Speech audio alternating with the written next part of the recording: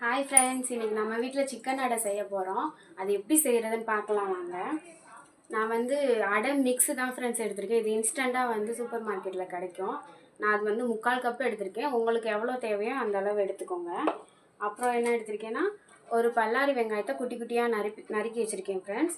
2 பச்சை மிளகாய் நறுக்கி வச்சுருக்கேன். கொஞ்சம் கொத்தமல்லி கருவேப்பிலை வச்சுருக்கேன். சிக்கன் நான் இதுக்கு 100 கிராம் எடுத்திருக்கேன் ஃப்ரெண்ட்ஸ். உங்களுக்கு தேவையான அளவு எடுத்துக்கோங்க. மஞ்சள் தூள், மிளகுத்தூள், அப்புறம் தேவையான அளவு உப்பு. இப்போ மாவு நம்ம கலக்கி வைக்க போகிறோம் ஃப்ரெண்ட்ஸ். ஏன்னா நம்ம ஊற வைக்கணும். அதனால் ஃபஸ்ட்டு மாவு எல்லாத்தையும் போட்டு மிக்ஸ் பண்ணி வச்சுக்கலாம். மாவு ஃபஸ்ட்டு போட்டுக்கலாம். மாவு போட்டுக்கோங்க. போட்டுட்டு வெங்காயத்தை போட்டுக்கோங்க. வெங்காயத்தை போட்டுட்டு அப்புறமா பச்சை மிளகாய், அப்புறம் கருவேப்பிலை, கொத்தமல்லி,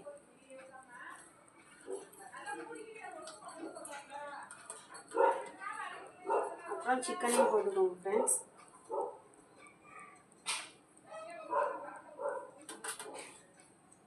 மஞ்சள்தூள் ஒரு பிஞ்ச் போட்டுக்கோங்க. ஒரு பிஞ்ச் அளவுக்கு மஞ்சள் தூள், ஒரு பிஞ்ச் அளவுக்கு மிளகுத்தூள், அப்புறம் தேவையான அளவு உப்பு.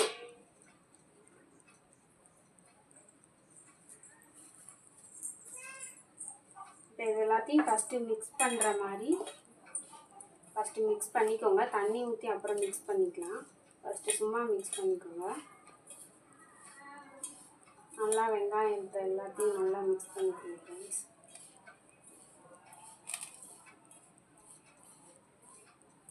இப்போ கொஞ்சம் கொஞ்சமாக தண்ணி ஊற்றி மிக்ஸ் பண்ணிக்கலாம்.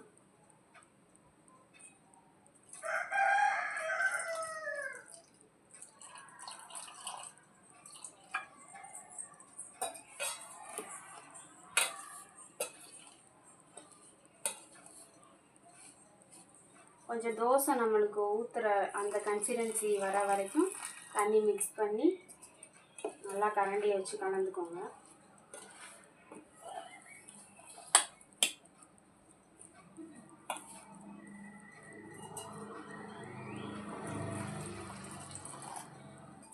தோசை மாவு எப்படி தோசை மாவு இருக்குமோ அதே மாதிரி நல்லா கலந்துக்கோங்க. அந்த அளவுக்கு தோசை ஊற்றுற அளவுக்கு.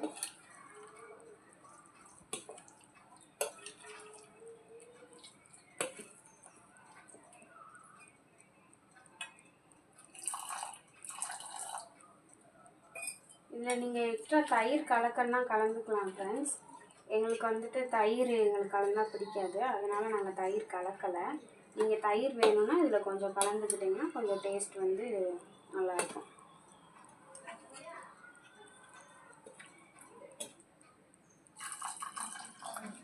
கொஞ்சம் கொஞ்சமாக ஊற்றி கலங்க ஃப்ரெண்ட்ஸ். இல்லைன்னா ரொம்ப தண்ணி ஆயிடுச்சுன்னா உங்களுக்கு தோசை ஊற்றுறது கொஞ்சம் கஷ்டமாக இருக்கும். இந்த அளவுக்கு நல்லா தோசை ஊற்றுற அளவுக்கு நல்லா கலந்துக்கோங்க.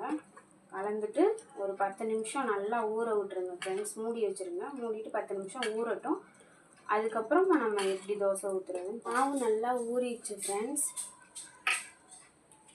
நல்லா நம்ம தோசை ஊற்றலாம் ஃப்ரெண்ட்ஸ். இப்போது நல்லா மாவு ஊறிடுச்சு. நம்ம தோசை ஊற்றுறதுக்கு முன்னாடி இஞ்சியும் பூண்டும் லைட்டாக தட்டி வச்சுருக்கேன் ஃப்ரெண்ட்ஸ். அதை போட்டுக்கலாம். போட்டு மிக்ஸ் பண்ணிவிட்டு அப்புறமா தோசை ஊற்றிக்கலாம். நல்லா மிக்ஸ் பண்ணிக்கோங்க.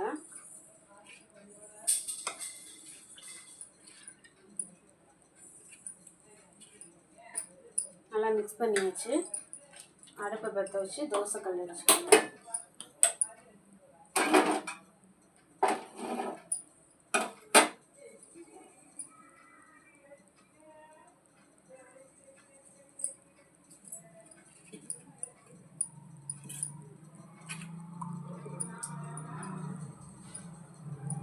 தோசைக்கல் நம்மளுக்கு நல்லா காஞ்சிருச்சு ஃப்ரெண்ட்ஸ். இப்போ நம்ம தோசை ஊற்றலாம். ஃபஸ்ட் நல்லா லைட்டாக எண்ணெய் தடவிக்கோங்க. லைட்டாக எண்ணெய் தடவிக்கோங்க.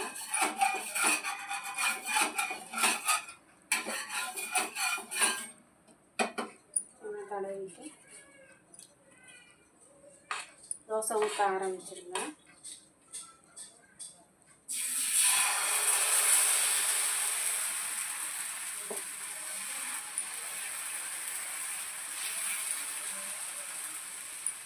கொஞ்சம் அடை மாதிரி தான் ஃப்ரெண்ட்ஸ் ஊற்றணும். அப்போ தான் கொஞ்சம் சாப்பிட்றதுக்கு வந்து நல்லாயிருக்கும். அடுப்பை வந்து கொஞ்சம் ஸ்லோ பண்ணி வச்சுக்கோங்க. கொஞ்சம் மீடியமில் வச்சுட்டு நல்லா வேக விடுங்க. சுற்றி ஆயில் வந்து விட்டுக்கலாம்.